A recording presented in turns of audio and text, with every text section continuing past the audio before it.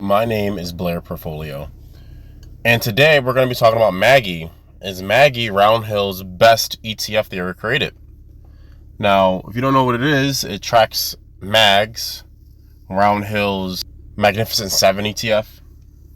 It holds all the major stocks. Amazon, Microsoft, etc., right? So, it's actually pretty smart because if you invest in MAGY, you automatically are investing in MAGs, which Roundhill makes a profit on both of those ETFs. But MAGY has been on a complete tear, and it pays a solid dividend.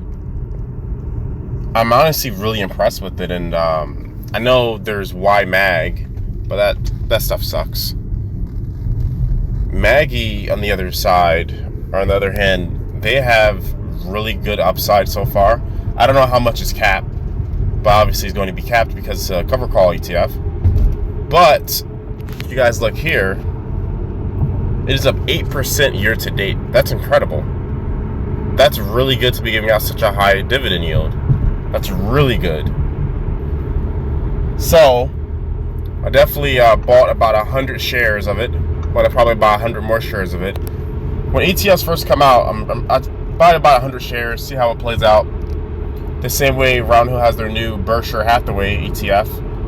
Have to do a little bit more research on that, but MAGY is a great fund. It really is. And I know people love XDTE, but XDTE has its shortcomings, and it just does. I love XDTE, I really do, but MAGY seems significantly better than XDTE and all the ODTEs, etc. So, should you have more invested in MAGY than XDTE? I guess that's more of a personal question. I think XDTE is an index, but it's going to slowly narrow. That's just the bottom line of it. And MAGY is probably going to erode to some degree as well. What a lot of people don't understand about these cover call funds, even with SPY, you're going to have to invest something, because if the index doesn't give you that return, then the ETF of the cover call fund is going to have to take money like straight out of their NAV. You get what I'm saying? They're going to have to take money or make money out of something that they don't have, and it's going to come out of the NAV. It's going to NAV erode. That's why a lot of people don't understand. So you're going to have to reinvest something, right? But the main problem with XDTE is that the recovery is really bad on it. That's just the fact of the matter. SPY has already recovered from Liberation Day. QQQI has already recovered from Liberation Day. XDTE is still struggling to recover. MAGY, I don't think it was out during Liberation Day, but MAGY has been on a complete tear. 8% year to date is amazing, guys. That really is. Especially getting, a 20% dividend? Something like that? Or a little bit over 20% dividend. So, overall, I think MAGY is probably their best, fund. And then I would say AAPW is their best single stock fund. So Roundhill has been on a complete tear with their funds, and it's not like YieldMax. I know YieldMax is trying to get a little bit better, but Roundhill is next level, man. It really is, and I'm really glad that they're getting their act together and they're making different type of funds and ETFs, because